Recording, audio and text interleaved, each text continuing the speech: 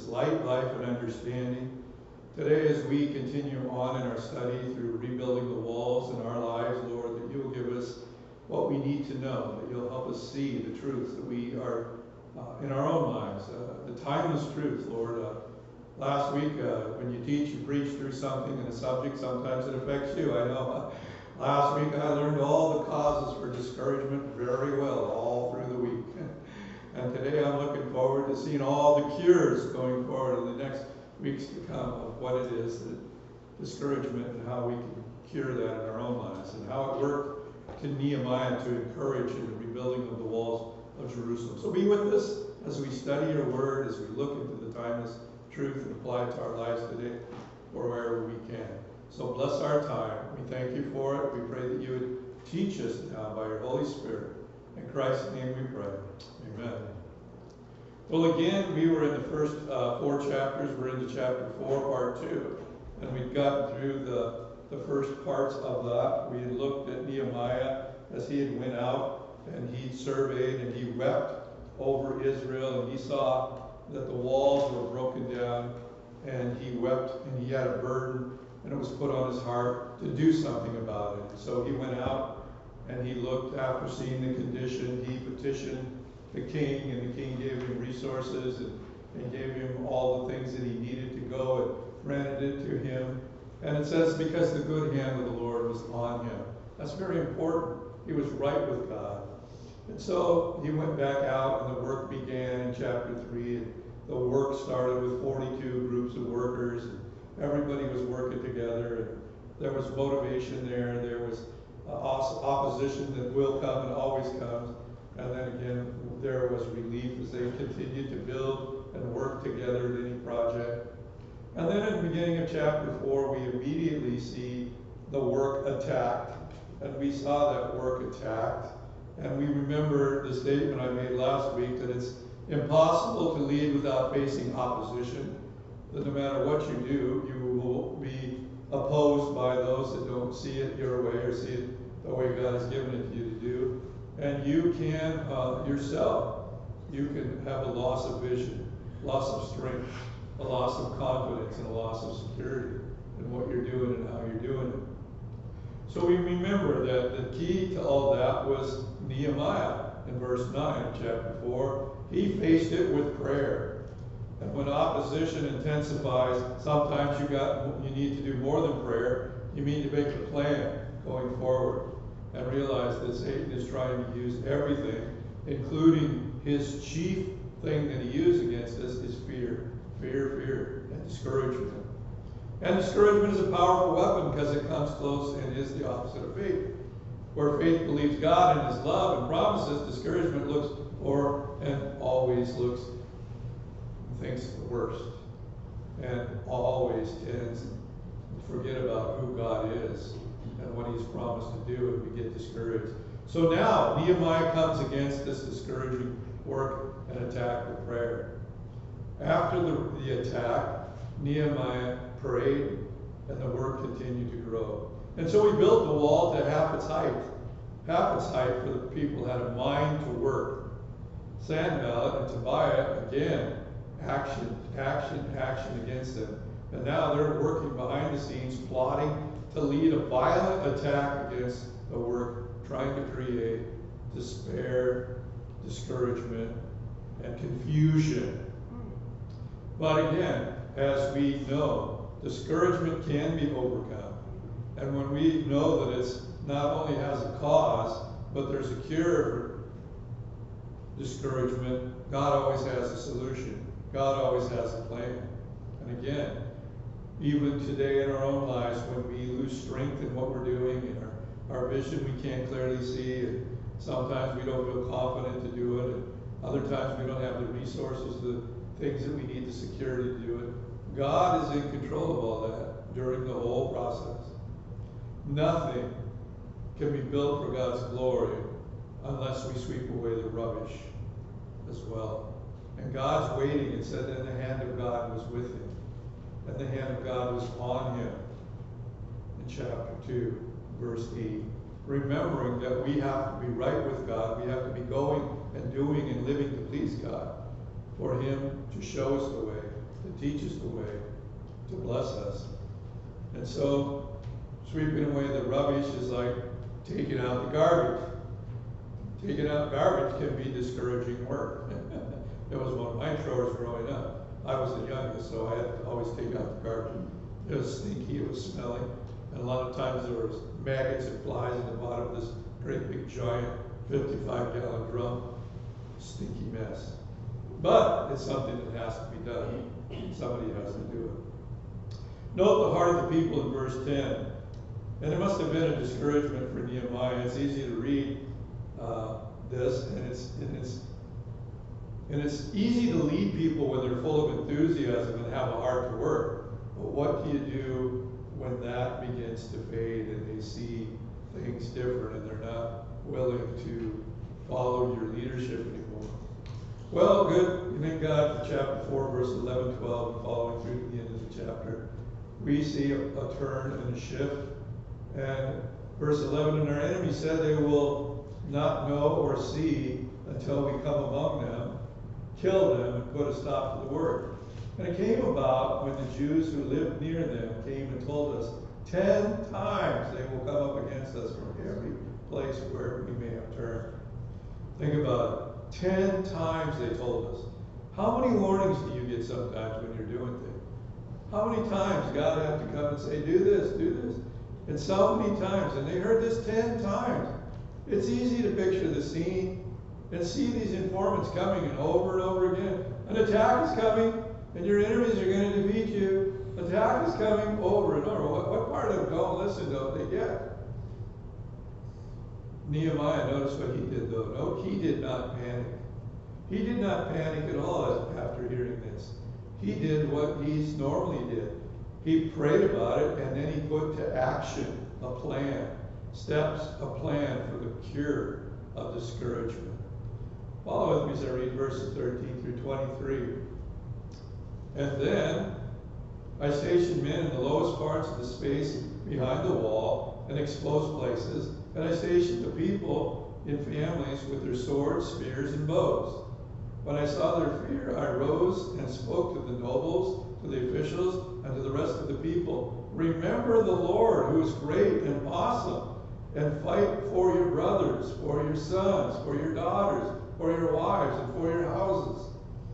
And it happened when our enemies heard that it was known to us that God had frustrated their plan, then all of us returned to the wall, each one to his work. And it came about from that day on that half of my servants carried on the work, while half of them held their spears, their shields, and their bows, and the breastplates, and the captains were behind the whole house of Judah.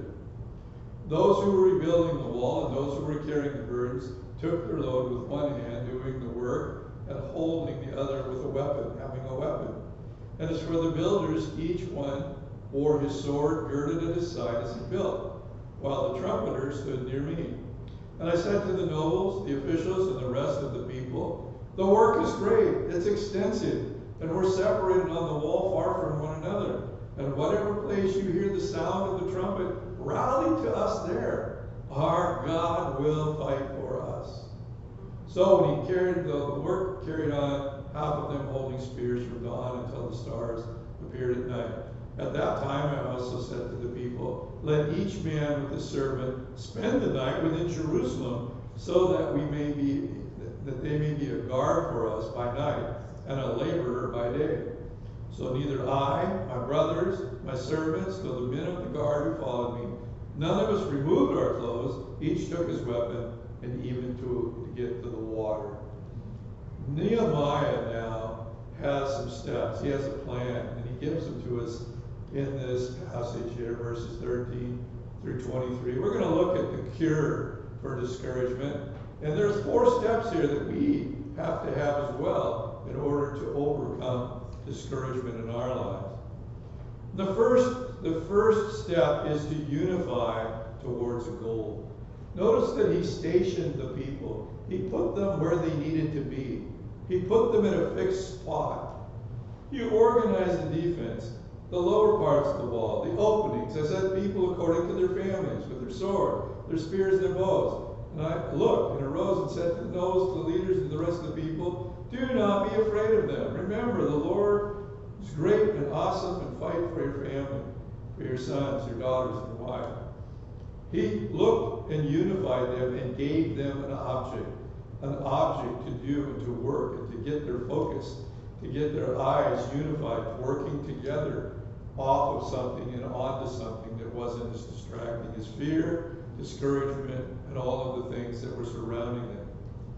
So the very first step we can see here to cure for discouragement, find a goal and start working on it. When Peter had denied the Lord 3 times before an open fire, 3 times before an open fire, Jesus recommissioned Peter to come back and put him back into service. But in between, Peter didn't know what to do. And what did he do? He went back to the only thing he knew to do. He went back to fishing. And when you don't have anything to do or understand what it is God wants you to do, just keep doing what you do. But get back to doing something. Don't just sit, don't soak, or don't sour because nothing's happening. Start doing something. Focus on a goal. And Nehemiah organized the people and set up a defense. The second step is he directed their attention towards the Lord. Not towards all the rubbish in their life. Not because of a lack of circumstances of security and all of the other things. Often I love this passage in Mark 14 where Jesus had Peter come out of the boat and walk on the water. And Peter was doing great.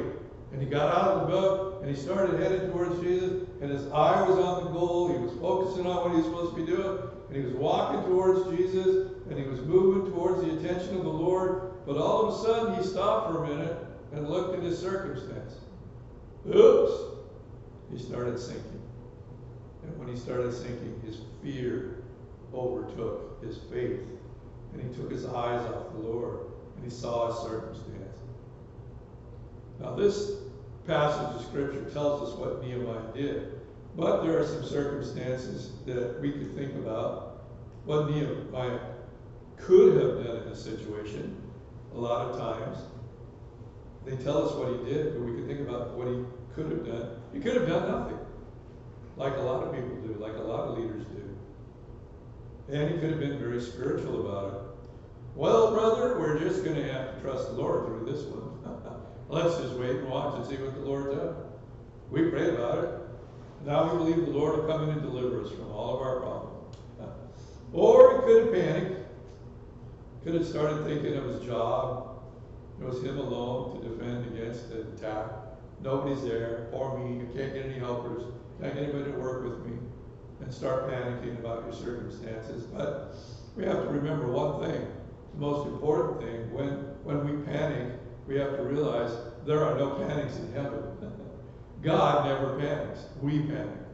And we do things. And Satan tries to trick us and get us to do things outside of the will of God. And then we stop operating by faith. We start operating by sight and fear.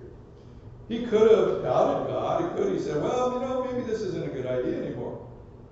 But note how he wisely, in the midst of all of this, in the work going on, he calmly trusted the Lord in the midst of this storm. He did the practical things that he knew that if he applied them, they would have him to go and to gain the victory.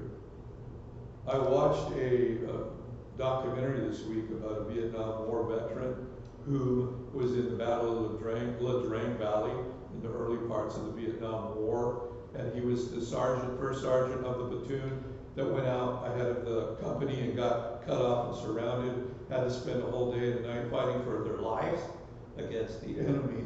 And he attributed it to the Lord protecting him. Many right around him were dying all over the place, but he said something that caught my attention. And it was when the battle was going on, the training that he had received in his military training kicked in. And he didn't operate by fear, and there was no adrenaline.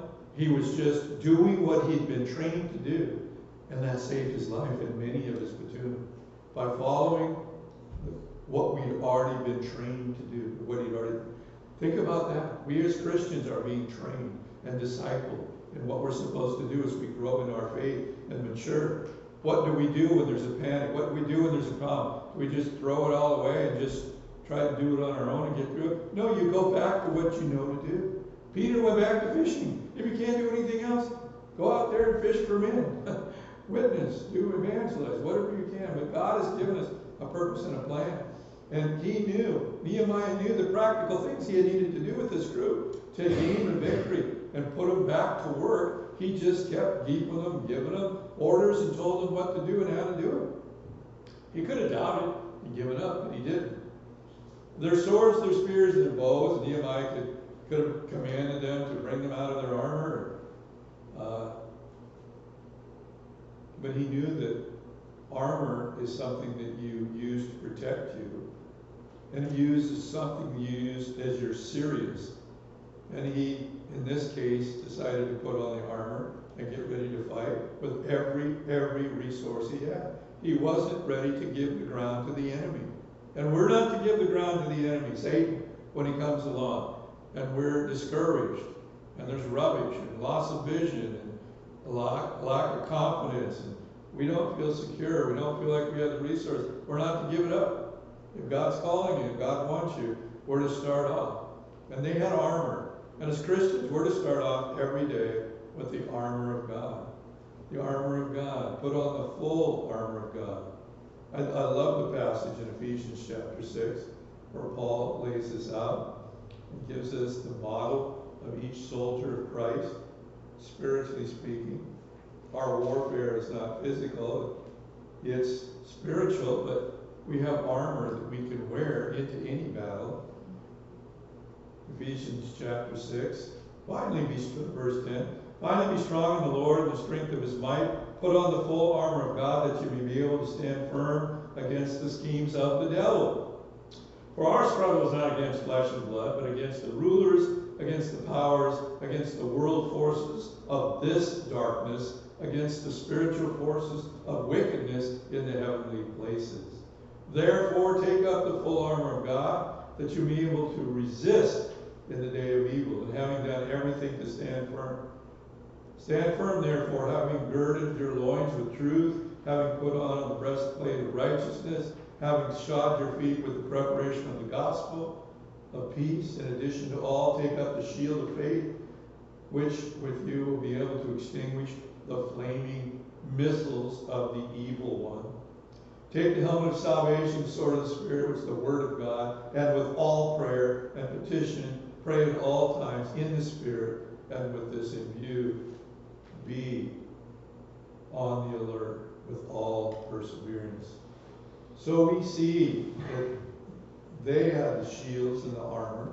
We have, for Christian battles, the shields and the armor. There's one word in that whole passage of Scripture that caught my attention. And I thought about it, because rebellion is a sin of witchcraft. But the word in there said, resist. Resist. Have you seen that on the news? Have you seen that on protest night? Have you seen what that word is being used for? Resist. Resist. Well, for us, it's a spiritual battle. And I'm all in listening for the protesters' cultural motto out there. Resist. Resist. But this is a biblical term. Resist is very biblical. Verse 13 says, we are to resist, but we're only to resist one thing. Evil. And we're to stand for it. And we're to stand firm, verse 14. We're to stand firm in our faith and stand on the word of God and prayer. That's how we resist. That's how resist should be used in the biblical sense. The Bible says, don't be afraid of your enemies. Remember the Lord. He's great and awesome. Nehemiah now puts things back in a proper perspective. The challenge was great, but there was no reason to fear. He who is in them was greater than he who was in the world.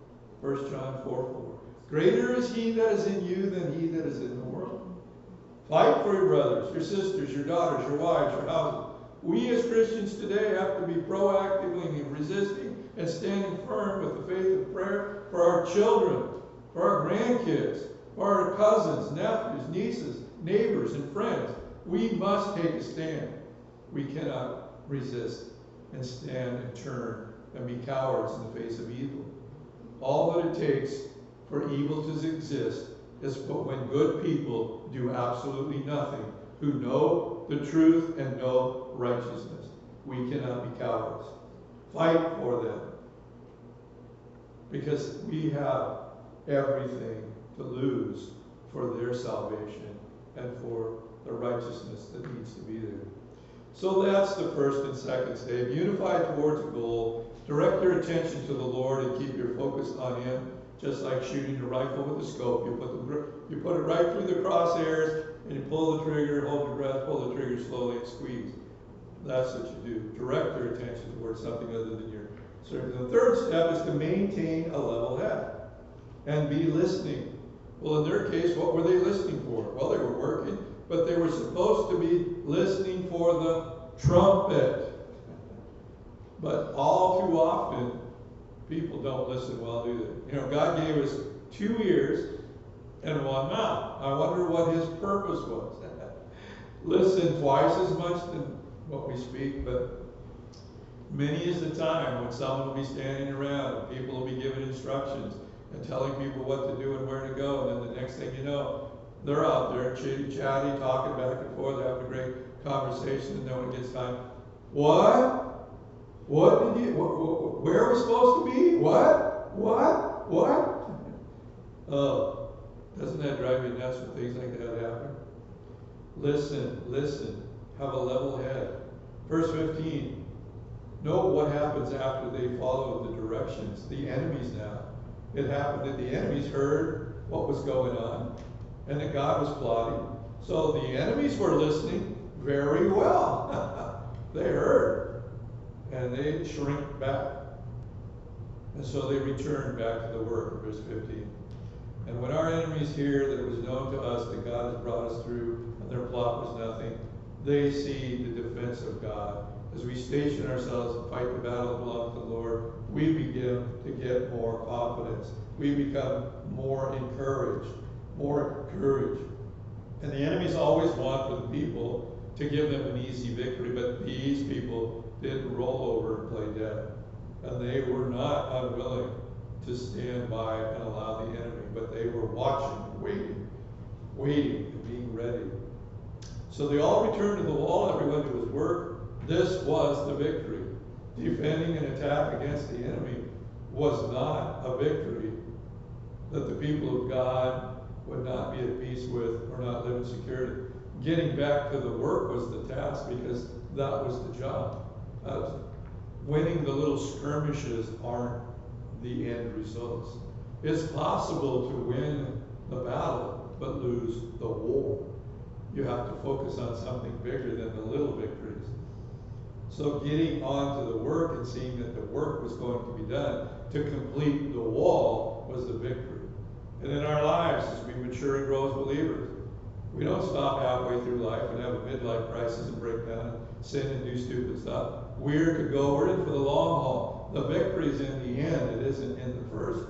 It isn't in the middle. It isn't even in old age. It's going the whole route.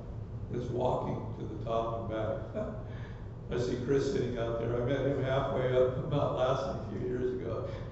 He was coming up with the San David, and I was glad I was coming down. And I'll tell you what, there were times along that route I just wanted to not go to the top. I just wanted to turn around, come back down. It's good to see a familiar face and be encouraged. We have to realize the victory is at the end. And when we're under a spiritual attack, it's easy to feel that just enduring is victory, but it isn't. And we need to remember that. Note the sword and the trowel there in verses 16 through 18. So it was from that time on, half of my servants worked in construction. The other half held their spears and their shields and their bulwark. They wore their armor, and all their leadership was behind them, and all people were behind the house of Judah. Those who built the wall, those who carried the burdens, loaded themselves so that one hand they worked at construction, the other they held the weapon. And every one of the builders had a sword girded at his side, and one who was sounding the trumpet was beside me. So that with one hand they worked, and with the other they held the weapon. What is our weapon? The Word of God. the sword of the Spirit. God's word is quick, sharp, and able to cut to the heart of any problem, spiritually or otherwise. The sword is there. The sword comes up against every spiritual force of wickedness in high places. Living and active, sharper than a two-edged sword, able to cut out any of the lies. And then there was the trowel for holding the people up. We have the Word of God in prayer, and we see God working mightily. In the midst of the storm, in the midst of the problem, keep a level head. Maintain a level head. Unify towards a goal. Direct your attention towards the Lord, and maintain a level head, and keep listening for directions. Fourthly, develop a serving others attitude. They worked all night. Notice that, all night. And they didn't quit. They weren't going to quit till the job was done. But for some of us, the minute we get outside our comfort zones, we quit. We don't want to do this anymore. We're not having fun. I think about the priest at the Jordan River when they were carrying the ark and the river was supposed to part. I always wanted to be the priest in the back if I was going to do that kind of a job, because the guy up front of you is going to drown, he'd get it first, right? But then someone had to put their foot in the water. Someone had to take a step forward. Someone that did that experienced the immediate blessing of God, because the minute they touched the water, they saw the miracle first. The waters parted. And I think in terms of all the years of working, there's been a slogan that I heard way back in basic training. When the going gets tough, the tough get going. And we sing that song. Onward, Christian soldiers, marching up to war. And so, with the cross of Jesus going on before. And so, developing a serving others attitude. Verses 19 through 23, we see that the plans are ready. The defense has been set up. The nobles, the rulers, and the rest of the people. The work was great, it was extensive, but they were spread out. And wherever you hear the sound of the trumpet, come together. We'll tighten up the ranks and we'll fight. But while they were out, they were laboring. And they worked and half protected until the stars came out at night. At the same time, the people said, let each man and his servant stay inside. Don't go home and come back the next day. Stay in. We're going to work 24/7. And we're going to be guarding all night and all day. And note it says, so neither I, my brethren, my servants, nor men of the guard who followed me took off their clothes, except everyone took them off for washing. Think about it. They worked and worked and worked. In all situations in the world, at home, raising a family, growing a church, maintaining a church, having a job, having your own business, everything that requires work can and always sometimes is extensive. It is extensive. And sometimes you're separated from your friends, your family, and your loved ones. But Nehemiah kept in communication. He set up a communication system. The trumpets were a new way of communication in those days to meet the challenge. That was the cell phone of the day, the trumpets. Here we've come a long ways, text messaging and all the other stuff. But God always has a plan to meet the challenge. We have a group email at the church. We have a prayer sheet each week. We see each other on Sunday morning. The best thing, we have phones so we can call one another, encourage one another, be ready to help one another. That's the commitment as Christians we should be doing to meet the challenges of the extensive work that every day is there, never goes away. So whenever you hear the sound of a trumpet, someone calls up with a need maybe, rally to them to be able to help fill the gap. From daybreak until the stars appeared, they dedicated themselves for the work of the Lord, working hard, sunrise, way past dark, even into the night. So I, neither my brethren nor my servants, Christians today need to be armed with that exact same attitude. We need to always be ready. We need to always be clothed with the armor of God and the righteousness of Jesus Christ, ready to step out each day with the full armor of God, that we can be ready to fight against the adversary, the devil, who prowls around like a roaring lion, seeking someone to devour. And he will, no matter what we do, he will always be there until God judges him. And he will be judged. And that is written in the book of Revelation. It's coming, and it will happen. He doesn't win. We know who won. We know what happened at the cross. We know what's going to happen in the end. But we have to be patient, and we have to be workers, ready, armed with battle. The battle is always out there in front of us because the enemy is always working to get us and defeat us and discourage us. And so we need to be greater. And then we will, at that time, someday, hear that trumpet sound. It won't be a text message. We will hear the shout of an archangel, and the trumpet shall sound first. And then we who are together will be caught up to meet him in the air. That's what we have to look forward to. And that's encouraging, not discouraging.